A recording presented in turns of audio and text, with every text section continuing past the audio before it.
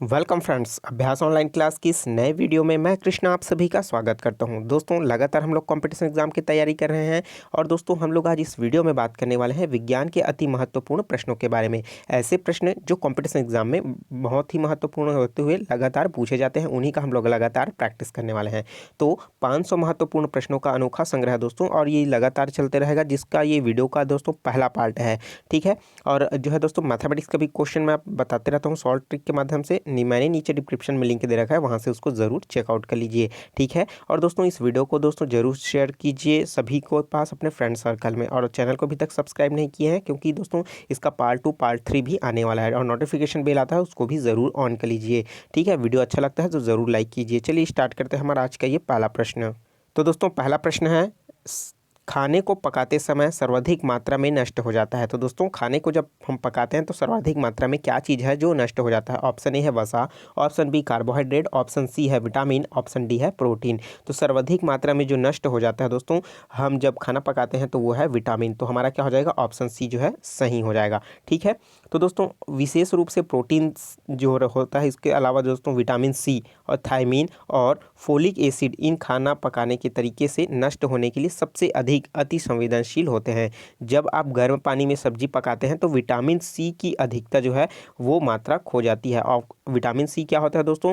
जिसमें अधिक खट्टापन पाया जाता है, और विटामिन सी को प्राप्त करने वाले जो स्रोत हैं वो क्या है दोस्तों? आपका नींबू है, संतरा है, आंवला है। ठीक है, तो यहाँ से प्रश्न पूछा ही जाता है। अगर विटामिन की बात करें तो दोस्तों तो विटामिन की जो खोज किया गया है वो किया गया है फंक नामक वैज्ञानिक के द्वारा। ठीक है, और ये कब किया गया है? 1909 में किया गया है। ठीक है, कौन वैज्ञानिक का क्या नाम है? फंक नाम है। ठीक है, फंक। ठीक है, तो आप इसको चीज़ को याद रखिए। अब विटामिन कितने प्रकार के हैं दोस्तों? विटामिन भी 2 प्रकार के हैं। कौन कौन सा है विटामिन के प्रकार? पहला तो है जल में घुला, और दूसरा क्या है? वसा में घुले। ठीक है, तो आप याद रखिए विटामिन कितने प्रकार के हैं? 2 प्रकार के हैं। चलिए देख लेते हैं नेक्स्ट क्वेश्चन। जल सीसा वाटर ग्लास का रासायनिक सूत्र क्या है? तो दोस्तों जल सीसा या वाटर ग्लास का जो रासायनिक सूत्र क्या है? ऑप्शन दिया है Na2SiO, Al2O3, NaLO2 और CaSiO3। तो ऑप्शन ए हमारा क्या है? Na2SiO। ठीक है, सोडियम के सिलिका ऑक्साइड। ठीक है, ये क्या हो जाएगा? हमारा पहला ऑप्शन जो है सही हो जाएगा, जिसको क्या कहा जाता है? जल सीसा या वाटर ग्लास के नाम से जाना जाता है। आप देख ही चुके होंगे दोस्तों, ये इमेज में आपको दिखाई दे रहा है वाटर ग्लास। ठीक है, अब दोस्तों जो केमिकल फार्मूला होता है हमारा कौन सा दोस्तों? इसमें क्या होता है? सोडियम। ठीक है, Na2SiO2। ठीक है, उसके अलावा दोस्तों पोटेशियम का भी हो सकता है, K2SiO2। तो दोनों को हम लोग क्या कहा जाता है? ठीक है, इसे कहा जाता है जल शीशा के नाम से जाना जाता है। तो हमारा ऑप्शन ए क्या हो जाएगा? सही हो जाएगा। आप इसको याद रखिए। ठीक है, चलिए देख लेते हैं नेक्स्ट क्वेश्चन। नेक्स्ट क्वेश्चन है, मिल्क ऑफ मैग्नीशिया क्या है? तो मिल्क ऑफ मैग्नीशिया किसे कहा जाता है दोस्तों? ऑप्शन ए है magnesium carbonate, calcium hydroxide, sodium bicarbonate और मैग्नीशियम हाइड्रोक्साइड। तो कमेंट करके जरूर बताइए दोस्तों, आपको ये पता होगा। तो हमारे पास 4 ऑप्शन दिया हुआ है। तो दोस्तों इसका ऑप्शन डी जो क्या है? मैग्नीशियम हाइड्रोक्साइड, जिसे मिल्क ऑफ मैग्नीशिया के नाम से जाना जाता है। तो मिल्क ऑफ मैग्नीशिया के नाम से किसे जाना जाता है? मैग्नीशियम हाइड्रोक्साइड को क्या कहा जाता है? मिल्क ऑफ मैग्नीशिया के नाम से जाना जाता है। ठीक है, अब मिल्क ऑफ मैग्नीशिया इससे क्यों कहा जाता है इसके बारे में जान लेते हैं। देखिए, मैग्नीशियम हाइड्रोक्साइड एक क्या है? अकार्बनिक यौगिक है। अगर हम लोग इसके फार्मूला देखें MgOH2। ठीक है, तो इसमें क्या है? कहीं पास भी कार्बन नहीं आ रहा है, इस वजह से इसको क्या कहा जाता है? अकार्बनिक कहा जाता है। इसे मिल्क ऑफ मैग्नीशिया कहते हैं, क्योंकि जब ये घुल जाता है तो दूध जैसा दिखाई देता है। इसका उपयोग पेट की अम्लता दूर करने के लिए किया जाता है। एंटा एसिड के रूप में क्या किया जाता है? इसको उपयोग किया जाता है। ठीक है, चलिए अब देख लेते हैं नेक्स्ट क्वेश्चन। किस संश्लेषित रेशा को कृत्रिम सिल्क के नाम से जाना जाता है? तो कौन सी ऐसा जो है दोस्तों कृत्रिम सिल्क के नाम से जाना जाता है? ऐसा कौन सा रेशा है? ऑप्शन है A cotton, option B terylene, option C rayon, option D nylon. ठीक है, तो दोस्तों इसका सही आंसर क्या है? रेयॉन। तो रेयॉन को क्या कहा जाता है? रेशा जो है उसे कृत्रिम सिल्क के नाम से जाना जाता है। चलिए अगला देख लेते हैं नेक्स्ट प्रश्न।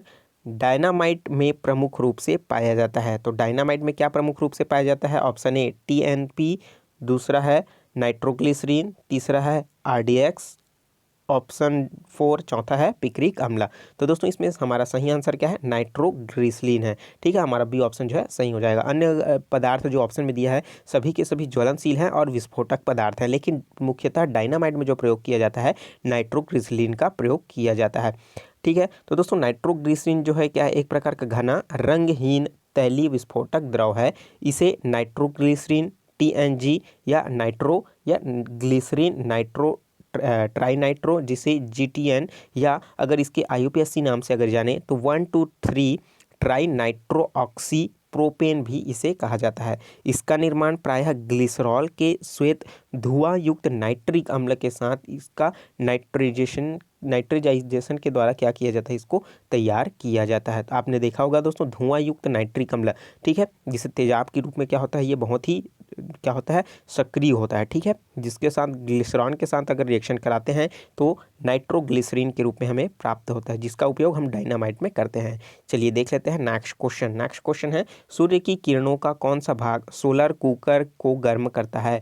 तो दोस्तों सोलर कुकर आपने देखा ही होगा कि सूर्य की किरणों से इनमें से कौन सा है जो उसको गर्म करता है। पहला ऑप्शन है इंफ्रारेड किरणें, बी है पराबैंगनी किरणें, सी है कॉस्मिक किरणें, ऑप्शन डी है रेड लाइट किरणें। तो दोस्तों इसका राइट आंसर क्या है, इंफ्रारेड किरणें। तो ऑप्शन ए क्या हो जाएगा, सही हो जाएगा। इंफ्रारेड किरणें में दोस्तों अधिकतर क्या होता है, जब प्रकाश जो है दृश्य प्रकाश के साथ जब वो प्रवेश करता है तो वहाँ से वो बाहर नहीं आता पाता, जिसकी वजह से वो क्या हो जाता है, गर्म हो जाता है। देखिए अवरक्त किरणें या अधोरक्त किरणें या इंफ्रारेड वह विद्युत चुम्बकीय विकिरण है जिसका तरंगदैर्घ्य वेवलेंथ, ठीक है, वेवलेंथ आपने देखा ही होगा, वेवलेंथ क्या होता है, ये तरंग है। ठीक है, तो ये इस तरीके से आपने देखा ही होगा। ठीक है, तो इसका फिर से वेवलेंथ मैं बना देता हूँ। देखिए ये पास हो जाएगा वेवलेंथ, फिर धीरे धीरे बढ़ते हुए इस तरीके से देखा होगा। ठीक है, जिसमें क्या होता है वेवलेंथ क्या होता है, इधर बढ़ता है उधर ही क्या होता है, ये अवरक्त किरणें पाई जाती है।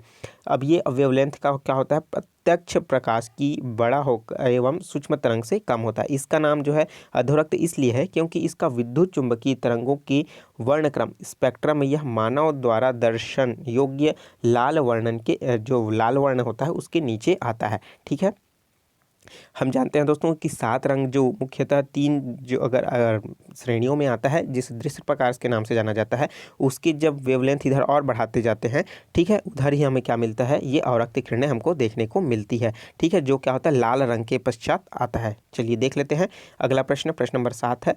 प्रश्न है माइका क्या है। तो दोस्तों माइका क्या होता है हमको ये बताना है। तो सिंपल सा प्रश्न है, ऑप्शन ए विद्युत का कुचालक, ताप का सुचालक, ताप का कुचालक या विद्युत का सुचालक। तो ऑप्शन ए विद्युत का क्या होता है, ये कुचालक होता है। ठीक है, तो ऊष्मा का चालक तथा विद्युत का क्या होता है, कुचालक होता है। तो ठीक है, अब इस ऊष्मा और विद्युत को में दोनों को अंतर को समझिए। ठीक है, तो दोस्तों ऊष्मा का मतलब क्या होता है, ताप से संबंधित प्रश्न है। ठीक है, और विद्युत मतलब मतलब क्या होता है, इलेक्ट्रिक से संबंधित है। ठीक है, जैसे क्या होता है ऊष्मा मतलब ताप आया, ठीक है, लेकिन उसमें क्या होगा, ताप उसमें अगर गर्म करेंगे माइका को तो वो गर्म होगा, लेकिन अगर क्या करेंगे उसमें विद्युत का चालन करेंगे तो उसमें विद्युत धारा प्रवाहित नहीं होगा। ठीक है, अगला प्रश्न देख लेते हैं, नेत्र दान में नेत्र के किस भाग को दान किया जाता है। इंपॉर्टेंट प्रश्न है, बहुत बार पूछा जा चुका है। Option A cornea, option B iris, option C retina, option D नेत्र लेंस। ठीक है, तो दोस्तों हमको ये पता है कि इसमें किस चीज़ को जो है डोनेट किया जाता है। चारों ऑप्शन में आपको पता ही होगा कौन सा सही है। तो दोस्तों इसमें क्या किया जाता है, कॉर्निया को ही डोनेट किया जाता है, क्योंकि इसका अधिकतर भाग जो है दोस्तों कॉर्निया ही होता है, उसे ही डोनेट किया जाता है। ठीक है, यह आँख जो है लगभग 2/3 भाग होता है, जिसमें बाहरी आँख का रंगीन भाग पुतली और लेंस का प्रकाश देने वाला हिस्सा होता है। कॉर्निया में कोई रक्त वाहिनिका नहीं होती, बल्कि इसमें तंत्रिकाओं का एक जाल होता है। इसको पोषण देने वाले द्रव्य वही होते हैं जो आंसू और आँख के अन्य पारदर्शी द्रव पर निर्भर करते हैं। ठीक है, तो कॉर्निया को क्या किया जाता है, जब नेत्रदान किया जाता है तो उसे ही निकाला जाता है। ठीक है, चलिए देख लेते हैं अगला प्रश्न, पीले फास्फोरस को रखा जाता है। तो दोस्तों पीला फास्फोरस को रखा जाता है, किस में रखा जाता है, केरोसिन में, पेट्रोल में, जल में या हवा में। ठीक है, तो ऑप्शन सी क्या हो जाएगा, जल में। तो पीला जो फास्फोरस होता है उसको किस में रखा जाता है, जल में रखा जाता है। इसलिए हमारा क्या हो जाएगा, सी ऑप्शन जो है सही हो जाएगा। आप देख सकते हो इमेज में पीला फास्फोरस को किस में रखा गया है, जल में रखा गया है। ठीक है, अब उसमें क्यों रखा जाता है हम लोग जान लेते हैं कि पीला फास्फोरस जो होता है दोस्तों असल में काफ़ी ज़्यादा एक्टिव होता है, जो हवा के संपर्क में आते ही आग पकड़ लेता है। इसी तरीके का दोस्तों सोडियम भी होता है। ठीक है, जिसको किस में डुबा करके रखा जाता है, मिट्टी के तेल में डुबा करके रखा जाता है। किस में डुबा के रखा जाता है, सोडियम को मिट्टी के तेल में डुबा करके रखा जाता है। इस वजह से इसे पानी के अंदर ही रखा जाता है। पीला फास्फोरस त्वचा के लिए भी हानिकारक हो सकता है और साथ ही साथ इसके लिए चिमटे का प्रयोग किया जाता है। इसे पीले से लाल में रंग में बदलने के लिए 2600 डिग्री सेल्सियस पर ऑक्सीजन की अनुपस्थिति में इसे रिएक्ट कराया जाता है। ठीक है, ऑक्सीजन के साथ रिएक्शन नहीं होगा। ठीक है, जब ऑक्सीजन नहीं होगा और उसको कितना में गर्म करना है, 2600 डिग्री में गर्म करोगे तभी क्या हो जाएगा, उसका रंग परिवर्तित हो जाएगा। ठीक है दोस्तों, इसमें जो पीला फास्फोरस होता है इसका बहुत ही महत्वपूर्ण उपयोग किया गया था। जब छत्तीसगढ़ में स्वतंत्रता आंदोलन हुआ था उस समय विरोध प्रदर्शन करने के लिए एक चिट्ठी लिखा जाता था। ठीक है, एक चिट्ठी लिखा जाता था। उस चिट्ठी में क्या किया जाता था कि लाल फास्फोरस पहले तो उस चिट्ठी के अंदर कुछ स्याही की 4 से 5 बूंदें गिरा दी जाती थी, जिसके दौरान क्या होता था, जैसे ही वो स्याही फैल जाता था उस पर फास्फोरस जो पीला फास्फोरस है उसको लपेट दिया जाता था और उसको भेज दिया जाता था बड़े बड़े अधिकारियों के पास और देशद्रोही जो व्यापारी होते हैं उनके पास भेज दिया जाता था। और जैसे ही वो खोलते थे तो वो उस चिट्ठी में क्या हो जाता था, आग लग जाती थी, जिससे क्या करते थे, जो विरोध प्रदर्शन करते थे। ठीक है, तो आपने इसे ज़रूर पढ़ा ही होगा। ठीक है, नहीं पढ़ाता तो जान लीजिए। और अब कैसा लगा जानकारी दोस्तों कमेंट करके मुझे ज़रूर बताइए। चलिए देख लेते हैं नेक्स्ट क्वेश्चन। प्रश्न है, मनुष्य के शरीर में पसलियों की संख्या होती है। तो मनुष्य के शरीर में जो पसलियों की संख्या है दोस्तों, option A 10, option B 24, option C 12, option D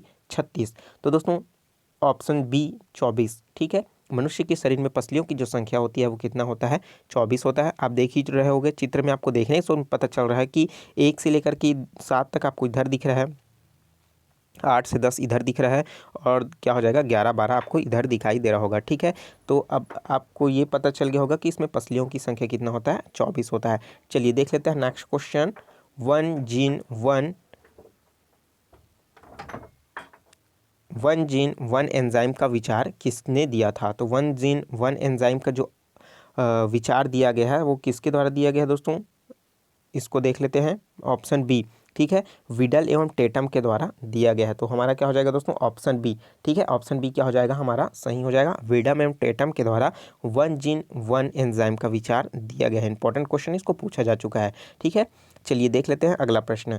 पृथ्वी का ध्रुवीय व्यास विषुवतीय व्यास से छोटा है। ठीक है, कितना छोटा है हमको ये बताना है। तो पृथ्वी का जो ध्रुवीय व्यास है वो विषुवतीय व्यास से कितना छोटा है दोस्तों, तो वो है 42 किलोमीटर, 80 किलोमीटर, 25 किलोमीटर या 30 किलोमीटर। तो हमारा ए ऑप्शन जो है सही हो जाएगा।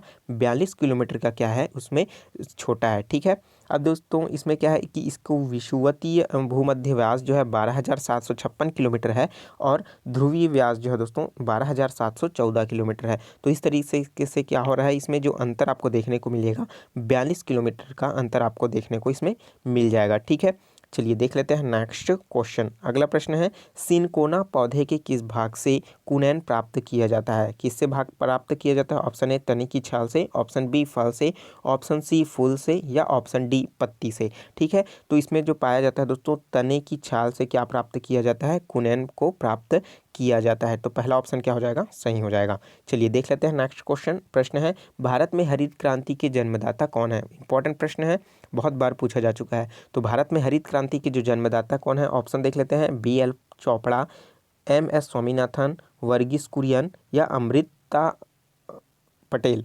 ठीक है, तो दोस्तों जो हरित क्रांति के जो जनक है आपने चित्र में दिख ही रहा होगा आपको, तो वो है दोस्तों MS स्वामीनाथन। ऑप्शन बी क्या हो जाएगा, सही हो जाएगा। ठीक है, तो आप देख ही चुके होंगे दोस्तों हरित क्रांति से बहुत सारे प्रश्न पूछा जाता है। तो MS स्वामीनाथन को क्या कहा जाता है, भारत में हरित क्रांति का जनक कहा जाता है। ठीक है, तो उसी तरीके से दोस्तों आप मुझे कमेंट करके बताइए कि जो पूरे वर्ल्ड में हरित क्रांति के जनक या जन्मदाता के नाम से किसे जाना जाता है, तो मुझे कमेंट करके ज़रूर बताइए। ठीक है, सिंपल सा ऑप्शन आपको देखने को मिल ही गया होगा उसमें से।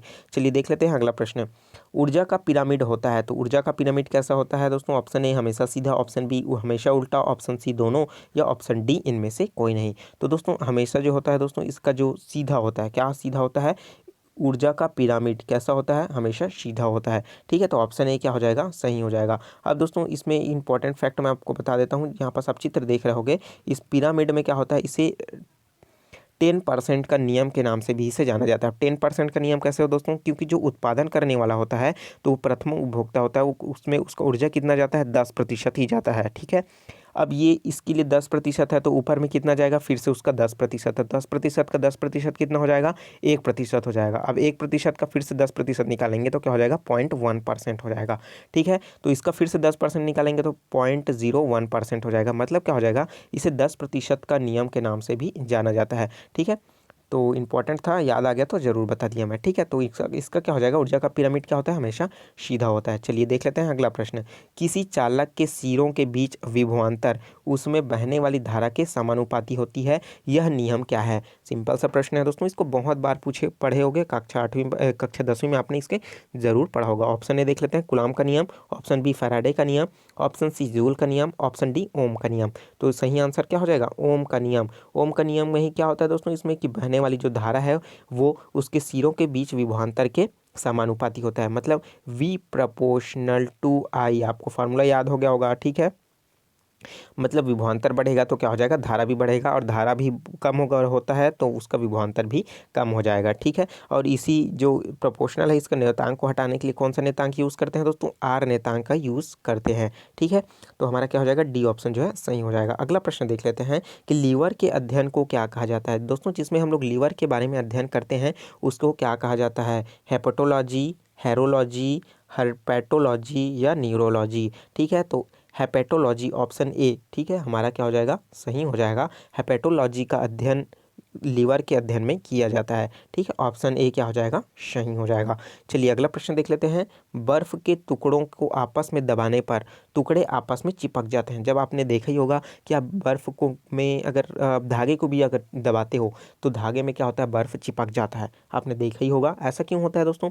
बर्फ गोले वाला क्या करता है? बहुत सारे बर्फ को क्या करता है? एक ही बर्फ को पहले पीसता है, पीसने के बाद जोर से हाथ से दबा देता है, पूरा अच्छे से चिपक जाता है ना। ऐसा क्यों होता है? ऐसा होने का मेन रीज़न क्या है दोस्तों? कि दाब अधिक होने से बर्फ का गलनांक क्या क्या हो जाता है? घट जाता है। मतलब कौन सा ऑप्शन में देखने को मिल रहा है दोस्तों? सी ऑप्शन देखने को मिल रहा है कि दाब अधिक होने पर बर्फ का गलनांक घट जाता है। तो इसलिए क्या हो जाएगा? हमारा सी ऑप्शन जो है सही हो जाएगा। ठीक है, चलिए देख लेते हैं नेक्स्ट क्वेश्चन। अगला प्रश्न है, स्टील की गोली पारे में तैरती है, क्योंकि यहाँ पास मिस्टेक है, थोड़ा सा प्रिंट मिस्टेक है, ये है पारे। ठीक है, स्टील की जो गोली है वो पारे में तैरने लगती है। क्यों तैरने लगती है दोस्तों? क्योंकि उसका मेन रीज़न क्या होता है? जिसका घनत्व अगर कम होगा वही क्या होगा? तैरेगा। किसके अकॉर्डिंग दोस्तों? आर्किमिडीज के सिद्धांत के अनुसार। तो इसमें ऑप्शन देख लेते हैं। पारे का घनत्व स्टील की अपेक्षा अधिक होता है, पारे में कोई वस्तु डूब नहीं सकती, स्टील का घनत्व पारे की अपेक्षा अधिक होता है, इनमें से कोई नहीं है। तो दोस्तों इसमें क्या हो जाएगा? पहला, स्टील में जो गोली होता है दोस्तों, स्टील की जो गोली है वो पारा पर इसलिए तैरता है क्योंकि जो उसका घनत्व है कमरे के तापमान, अर्थात पारे का जो घनत्व है 8 ग्राम प्रति घन मीटर, पारे के घनत्व 13.5 ग्राम प्रति घन जो सेंटीमीटर है से कम होता है। मतलब जो सघन पारा है वह विरल स्टील तैरती है। ठीक है, मेन रीज़न यही है, घनत्व। इसलिए स्टील की एक छोटी सी कील पानी में भी डूब जाती है, जबकि बड़ा सा जहाज पानी में तैर जाता है। मेन रीज़न क्या है? यही है दोस्तों, घनत्व का। ठीक है, अगर हमारे पास क्या है? एक बर्फ़ है और एक क्या है? पानी है। बर्फ़ का घनत्व क्या होता है? जल के घनत्व से कम होता है। इस वजह से क्या होता है दोस्तों? ये तैरता है। ठीक है, जो जिसका घनत्व कम होगा वो क्या होगा? तैरेगा। ठीक है, चलिए देख लेते हैं नेक्स्ट क्वेश्चन। यदि वस्तु की चाल को आधा कर दिया जाए तो गतिज ऊर्जा कितनी हो जाएगी? इंपॉर्टेंट प्रश्न है, बहुत बार पूछा जा चुका है ये प्रश्न। ठीक है, तो वस्तु की जब चाल को हम लोग क्या कर देंगे? आधा कर देंगे, तो उसका जो गतिज ऊर्जा है, ठीक है, गतिज ऊर्जा है, उसमें क्या परिवर्तन हो जाएगा? वह हो जाएगा आधी रह जाएगी, दुगनी हो जाएगी, या 1/4 रह जाएगी, या समान रहेगी। तो दोस्तों वो जो है पूरी तरीके से एक चौथाई रह जाएगी। तो ऑप्शन सी क्या हो जाएगा, सही हो जाएगा। एक चौथाई हिस्सा क्या हो जाएगा, उसकी जो है दोस्तों ऊर्जा हो जाएगी। ठीक है, तो क्या हो जाएगा, इसका ऑप्शन सी जो है दोस्तों सही हो जाएगा। चलिए देख लेते हैं अगला प्रश्न। जीव द्रव्य जीवन का भौतिक आधार है, यह कथन किसने दिया है। तो जीव द्रव्य जीवन का भौतिक आधार आधार है, किसके द्वारा दिया गया है, Robert Hooke Huxley, Louis Pasteur, Huxley या अरस्तू के द्वारा। तो दोस्तों इसका क्या हो जाएगा, राइट आंसर हो जाएगा ऑप्शन सी हक्सले। ठीक है, तो हक्सले के द्वारा क्या किया गया है दोस्तों, ये जो है जीव द्रव्य का सिद्धांत जिसे भौतिक आधार माना है वो हक्सले के द्वारा दिया गया है। अब दोस्तों क्योंकि हमारा जो शरीर है कोशिकाओं से ही मिलकर बना है, उस कोशिकाओं में दोस्तों 80% जो है दोस्तों क्या रहता है, जीव द्रव्य ही रहता है। ठीक है, इसलिए इसे क्या माना है, जीवन का भौतिक आधार माना है। ठीक है, किनके द्वारा माना गया है, हक्सले के द्वारा माना गया है। और दोस्तों इसमें है, देखिए रॉबर्ट हुक ने क्या किया है, कोशिका की खोज किया है। ठीक है, उसी तरीके से लुई पाश्चर है, उसने पाश्चुराइजेशन की खोज किया है और साथ ही साथ कुत्ते के काटने अर्थात रेबीज के टीके का आविष्कार किया है। और अरस्तू को के बारे में आप तो जानते ही होंगे। ठीक है, जीव विज्ञान के जनक के नाम से जाना जाता है।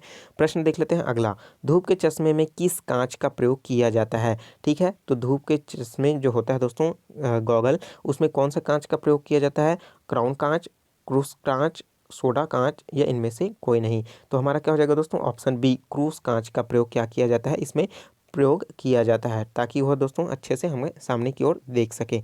ठीक है, अगला प्रश्न देख लेते हैं। निम्न में से कौन सा एक अदिश राशि है। तो अदिश राशि क्या है दोस्तों, हमको पता होना चाहिए सदिश अदिश क्या होता है। ठीक है, अब अदिश राशि क्या होता है, जिसमें ना तो दिशा पता होता है ना ही परिणाम पता होता है, उसे क्या कहा जाता है, अदिश कहते हैं। लेकिन क्या होता है, सदिश क्या होता है, जिसमें से दिशा तो पता भी होता है और परिणाम भी क्या होता है, पता होता है, वो क्या कहलाता है, सदिश कहलाता है। तो इसमें से कौन सा है, विद्युत धारा, त्वरण, विस्थापन या वेग। ठीक है, तो इसमें क्या हो जाएगा दोस्तों, विद्युत धारा क्या हो जाएगा, हमारा ये ऑप्शन जो है वो क्या हो जाएगा दोस्तों, सही हो जाएगा, वही क्या है, अदिश राशि है।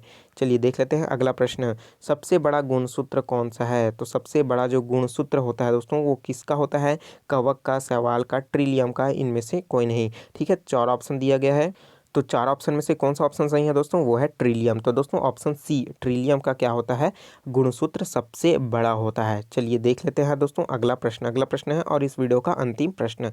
प्रश्न है, समुद्री नीला प्रतीत होने का क्या कारण है। तो समुद्र जब नीला दिखाई देता है हमको, इसका मेन कारण क्या है कि आकाश में परावर्तन तथा जल के कणों द्वारा प्रकाश का प्रकीर्णन होना, ऑप्शन बी अधिक गहराई, या ऑप्शन सी जल के रंगों के कारण, या इनमें से कोई नहीं। तो दोस्तों इसका सही आंसर क्या है, आकाश में परावर्तन तथा जल के कणों का प्रकाश में जो प्रकीर्णन होता है, उस वजह से हमको क्या होता है, समुद्र नीला दिखाई देता है।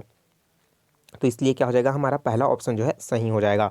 और इसकी जो खोज की गई है दोस्तों, जी समुद्र का रंग नीला होता है, वो किनके द्वारा किया गया है दोस्तों, मुझे कमेंट करके ज़रूर बताइए। ठीक है, और उनको जो है 1928 में उन्होंने खोज किया था और 1930 में उसको नोबेल प्राइज़ मिला हुआ है। ठीक है, तो दोस्तों मुझे कमेंट करके ज़रूर बताइए। ठीक है, अब दोस्तों इसका क्या हो जाएगा, 25 क्वेश्चन हम लोग इस वीडियो में देखे हैं। वीडियो कैसा लगा कमेंट करके ज़रूर बताइए। जो स्टूडेंट नए हैं, चैनल को अभी तक सब्सक्राइब नहीं किए हैं दोस्तों, ज़रूर सब्सक्राइब कर लें और नोटिफिकेशन बेल आता है दोस्तों, उसको भी ज़रूर ऑन कर लीजिए, ताकि मेरे द्वारा अपलोड किया गया इसी तरीके का वीडियो लगातार प्राप्त करते रहोगे। ये दोस्तों वीडियो सीरीज़ का जो पहला नंबर का पार्ट था, और अन्य पार्ट भी मैं ज़रूर लेकर के आऊँगा। प्रतिदिन जो है दोस्तों वीडियो अपलोड होता रहेगा। साथ ही साथ दोस्तों मैथमेटिक्स भी वीडियो आपको मिलता रहेगा। ठीक है, तो मैथमेटिक्स के लिए कौन सा बुक बेस्ट रहेगा, मैंने नीचे लिंक दे रखा है। और दोस्तों PDF डाउनलोड करने के लिए मेरे टेलीग्राम जो चैनल है अभ्यास ऑनलाइन क्लास सर्च कीजिए, वहाँ पास आप ज़रूर चेकआउट कर लीजिए और वहाँ से अब इसका PDF डाउनलोड कर सकते हो। चलिए मिलते हैं नए वीडियो में नए प्रश्न के साथ, तो मुझे दीजिए इजाज़त। उससे पहले दोस्तों आप मुझे कमेंट करके ये बताइए कि वीडियो कैसा लगा, और कमेंट ज़रूर कीजिए, ताकि उसके अकॉर्डिंग मैं जो भी सुधार करना होगा सेकंड पार्ट में ज़रूर सुधार कर लूँगा। तो कमेंट करके मुझे ज़रूर बताइए कि किस चीज़ की इसमें कमी है। ठीक है, मिलते हैं नए वीडियो में, तो मुझे दीजिए इजाज़त। Take care, all the best, जय हिंद।